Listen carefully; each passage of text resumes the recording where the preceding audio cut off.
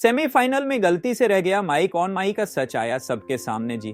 हाँ दोस्तों, अहमदाबाद में होने वाले डांस कंपटीशन में अनुपम यहाँ पर भारती को बचाने की खातिर डांस कंपटीशन में पार्टिसिपेट करेगी। तो वहीं पर रही अपनी सपनों को पूरा करने की खातिर इसी डांस रियलिटी शो में पार्टिसिपेट करते नजर आने वाली। देखने को मिलने वाला कि आप यहाँ पर अब अनुपमा की मजबूरी है इस डांस कंपटीशन में पार्टिसिपेट करना, तो वहीं पर रही को जो है यहाँ पर अब ऐसा लगने लग जाएगा कि अनुपम फिर से उसे हराने की खातिर यहाँ पर आई है और उसकी जो पहले से दिल में चल रही नफरत होती है उसकी वजह से वह अनुपम को काफी कुछ उल्टा सीधा सुना देती है,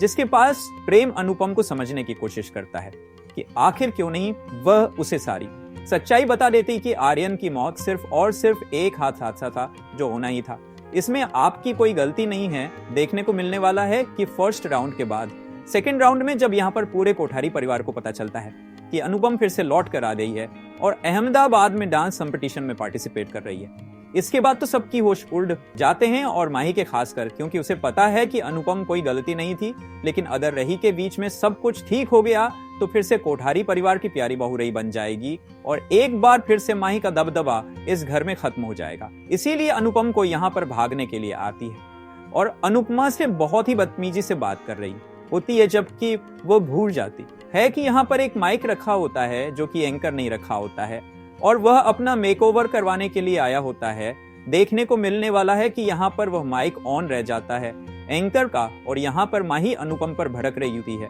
और कहती है कि आप फिर से क्यों लौट कर आए हैं, अब आखिर आप क्या चाहते हैं, आप किसकी जिंदगी बर्बाद करने आई, जो लौट कर आई हूं, आप क्या चाहती हो। इसके बाद अनुपम रहती है कि माही तुम भी जानती हो कि आर्यन की मौत के जिम्मेदार मैं नहीं हूँ, अगर मैं जिम्मेदार हूं तो उतना ही तुम दिल जिम्मेदार हो, क्योंकि तुम भी आर्यन के ड्रग लेने की चीज से वाकिफ थी कि वह नशा करता है, लेकिन तुमने जानबूझकर वह शादी की। आखिर क्योंकि तुम्हें पता था कि अब भी अगर आर्यन को कुछ हो जाता